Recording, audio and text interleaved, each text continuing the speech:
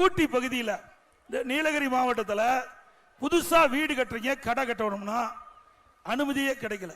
10,000 பேர் வீடு கட்டுவதற்கு கடை கட்டுவதற்கும் அனுமதி கேட்டு இன்றைக்கு விண்ணப்பம் செஞ்சிருக்கிறாங்க.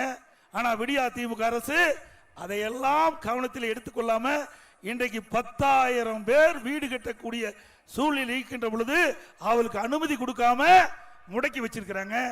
பல்வேறு துறையிலிருந்து அவர்கள் அனுமதி பெற்று தான் வீடு கட்ட வேண்டிய சூழ்நிலை இருக்குது.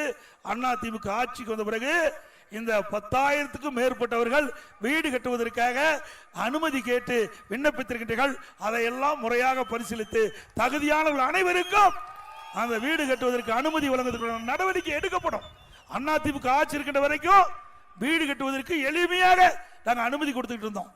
ஆனா விடியா திமுக அரசு வேண்டுமென்றே திட்டமிட்டு நீலகிரி மாவட்டத்தில் இருக்கின்ற மக்கள் வீடு கட்டுவதற்கு அனுமதி கேட்டா அதை அனுமதியை மறுத்து இன்று வரை 10,000க்கும் மேற்பட்ட பேர் இன்றைக்கு வீடு கட்டுவதற்கு அனுமதி கேட்டு நிலுவையில் இருக்கின்றதை நேரத்தில் எண்ணி பார்த்து அடுத்த ஆண்டு நடைபெற்ற சட்டமன்ற தேர்தலில் அண்ணா திமுக வெற்றி பெற்று உங்களுடைய கோரிக்கைகள் நிறைவேற்றி தரப்படும்.